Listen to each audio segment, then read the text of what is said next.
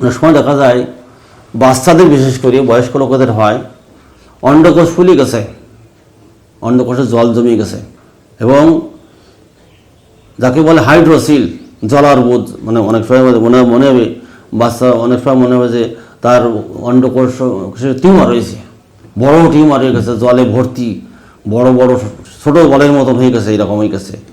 একে বলে জলার্বুদ বা হাইড্রোসিল। সেক্ষেত্রে একটা মেডিসিন অরাম মেটালিকাম। বাচ্চাদের ক্ষেত্রে, বিশেষ করে বয়স্কদের ক্ষেত্রেও হয় যে অন্ডদ্বয় স্ফীত, দুটো অন্ডকোষ, কিন্তু একটা না, দুটো অন্ডকোষ। যখনই দুটো অন্ডকোষ ফুলে যাবে, দুই সাইডটা ফুলে গেছে, ডান দিকে বাঁ দিকটা পুরোটা ফুলে গেছে, বেদনাযুক্ত এবং অত্যন্ত পুরাতন, দীর্ঘদিন হয়ে গেছে। নতুন কেউ কিন্তু কাজও না, দীর্ঘদিনে, যারা দীর্ঘদিন ধরে ভুগতেছে এই রোগে, অন্ডকোষ দুটোই ফুলে গেছে, দীর্ঘদিন ধরে রোগী ভুগতেছে, এটা কিন্তু নতুন কেসে প্রয়োগ করা হয় না। অরাম মেটটা নতুন কেসে প্রয়োগ করা হয় না, পুরনো কেসে যারা দীর্ঘদিন ধরে এই রোগে ভুগতেছে তাদের ক্ষেত্রে কিন্তু অরাম মেট একটা মারাত্মক মেডিসিন। প্রথম চান্সে 30 পাওয়ার দিতে হবে, তারপর যখন রোগটা আস্তে আস্তে কমে যাবে তখন 200 পাওয়ার।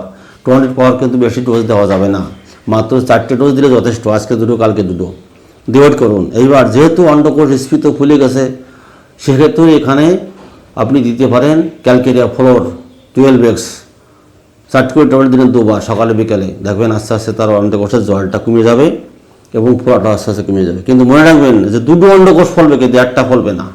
সেক্ষেত্রে কিন্তু অরাম মেটালিকাম একটা ফুললে হবে না এবং সেটা পুরনো হতে হবে।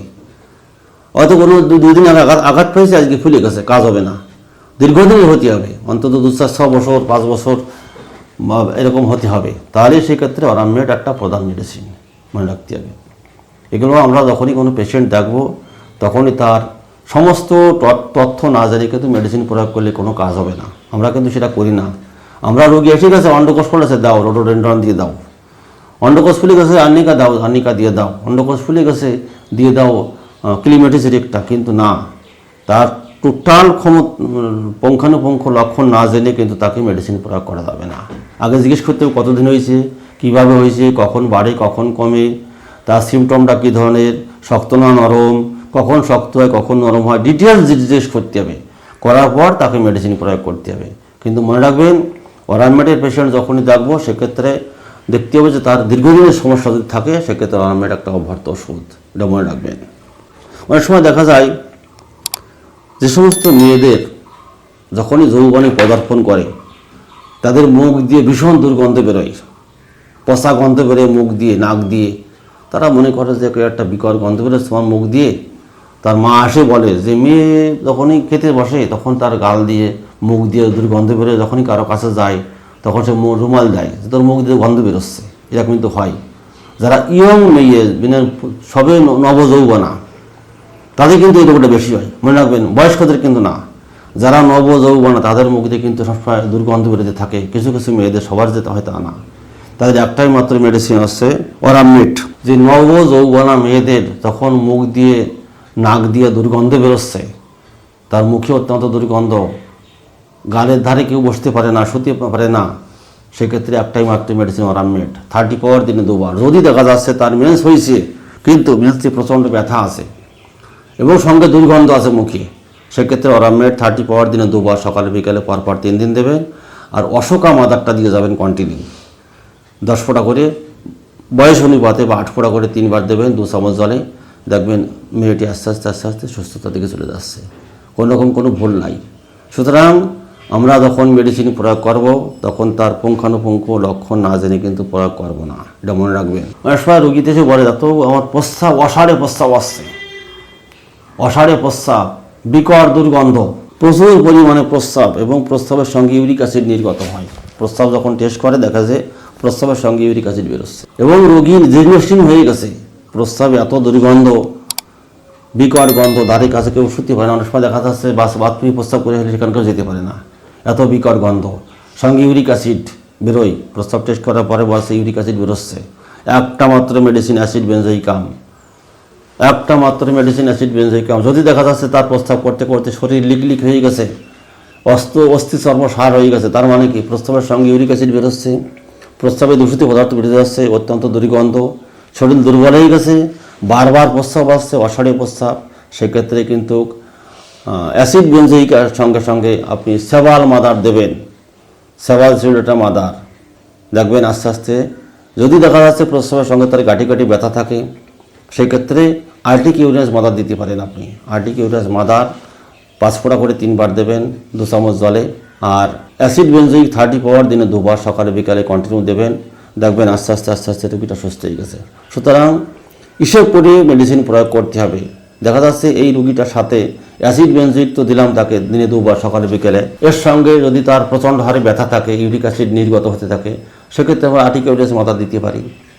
দেখবেন আস্তে আস্তে আস্তে আস্তে তার ব্যথাটাও কমে যাবে, প্রস্রাবের সমস্যাও কমে যাবে, সমস্ত দিক দিয়ে সে সুস্থ হয়ে যাবে। সুতরাং প্রত্যেকটা মেডিসিন যখন প্রয়োগ করবো তখন তার ডিটেলস না জেনে কিন্তু মেডিসিন প্রয়োগ করা যাবে না। এইবার যখন তাকে 30 পাওয়ার দেবো, পরপর 3 দিন, পরের সপ্তাহে 3 দিন, পরের সপ্তাহে 3 দিন, কিন্তু আর্টিকা মাদারটা কিন্তু বন্ধ করা যাবে না। 5 ফোঁটা করে 3 বার কন্টিনিউ দিতে হবে, রোজ সকাল দুপুর রাত্রে 3 বার 1 চামচ জলের ভিতর। দেখবেন রুগী অতি সত্ত্বর সুস্থ হয়ে গেছে, তার কোনো রকম কোনো সমস্যা হবে না। অনেক সময় দেখা যাচ্ছে রুগী এসে বলে, তবু আমি যখন বসে থাকি ভালো থাকি, কিন্তু যখন হাঁটাচলা করি তখন আমার হাঁটুর ভিতর, হাতের কবজির ভিতর মটমট শব্দ হয়, সঙ্গে প্রস্রাবের দুর্গন্ধ আছে, প্রস্রাবের সঙ্গে আবার ইউরিক অ্যাসিড বেরোয়। কী করবেন এক্ষেত্রে? এখন তো প্রচুর পরিমাণে এই রোগীর সংখ্যা বেশি, প্রস্রাব বারবার হচ্ছে, হাঁটাচলা করতে গেলে প্রস্রাব জয়েন্টের ভিতর, সমস্ত জয়েন্টের ভিতরে কটকট শব্দ হচ্ছে, রিস্ট জয়েন্ট ফুলে গেছে, প্রচণ্ড দুর্গন্ধ প্রস্রাবে। একটা মাত্র মেডিসিন অ্যাসিড বেনজোয়িকাম, দ্বিতীয় মেডিসিন দরকার হয় না। 30 পাওয়ার দিনে 2 বার দেবেন, সকালে বিকালে 2 বার। যেহেতু প্রস্রাবের সঙ্গে ইউরিক অ্যাসিড বেরোচ্ছে, প্রস্রাব বারবার হচ্ছে, সেক্ষেত্রে আর্টিক ইউরিয়াস মাদার রাখতে পারেন। অর্থাৎ অ্যাসিড বেনজোয়িকামের সঙ্গে আর্টিক ইউরিয়াস মাদার দেবেন। দেখবেন আস্তে আস্তে সুস্থ হয়ে গেছে। কিন্তু মনে রাখবেন যে হাঁটতে গেলে কিন্তু কট শব্দ হবে, হাঁটুটির ভিতর, অ্যাঙ্কেল জয়েন্টের ভিতর, হাতের কবজির ভিতর কটকট শব্দ হবে, কিন্তু সেক্ষেত্রে কিন্তু একটা মাত্র মেডিসিন অ্যাসিড বেনজোয়িকাম, ভীষণ রেজাল্ট আসবে দেখবেন। সুতরাং আমরা মেডিসিন যখন প্রয়োগ করব তখন তার সমস্ত ডিটেলস না জেনে কিন্তু প্রয়োগ করব না। কারণ আমি যতগুলো ভিডিও আপনাদের সামনে দিচ্ছি, প্রত্যেকটা ভিডিও কিন্তু আমার অভিজ্ঞতা, প্র্যাকটিক্যাল অভিজ্ঞতার উপর নির্ভর করে কিন্তু আমি ভিডিওগুলি ছেড়েছি আপনাদের সামনে, যাতে আপনাদের সুবিধা হয়।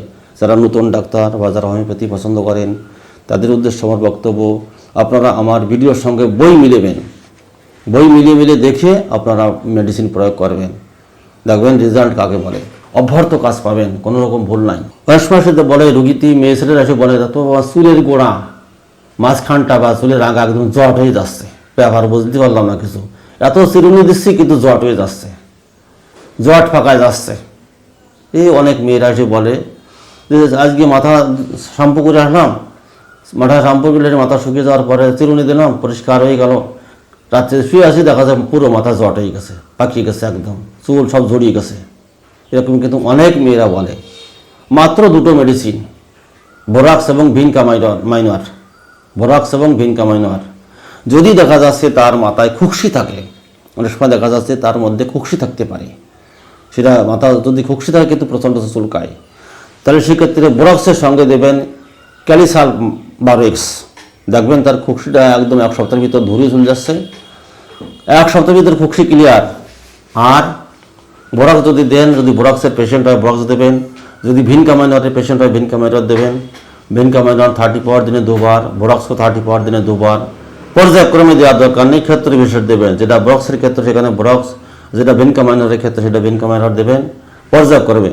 অর্থাৎ আজকে যদি ভিনকা মাইনর দেন, দেখা গেলো 1 সপ্তাহ পরে আপনি বলেন যে না একটু বোরাক্স দিয়ে দিতে পারেন, সেটা কিন্তু ক্ষেত্র বিশেষ। আর যদি খুকসি থাকে, মাথা চুলকায় প্রচণ্ড হারে, সেই ক্ষেত্রে সঙ্গে ক্যালিসাল দেবেন। দেখবেন খুকসিটা নিরাম হয়ে যাচ্ছে, তার চুলটা পরিষ্কার হয়ে যাচ্ছে। সুতরাং এটা কিন্তু হিসাব করে প্রয়োগ করতে হবে। কিন্তু মনে রাখবেন বোরাক্স 30 পাওয়ারের উপর দেবেন না, বোরাক্স 30 পাওয়ার যথেষ্ট, সকালে বিকেলে 2 বার। আর ক্যালিসাল 12 7 করে ট্যাবলেট দিনে 2 বার দেবেন।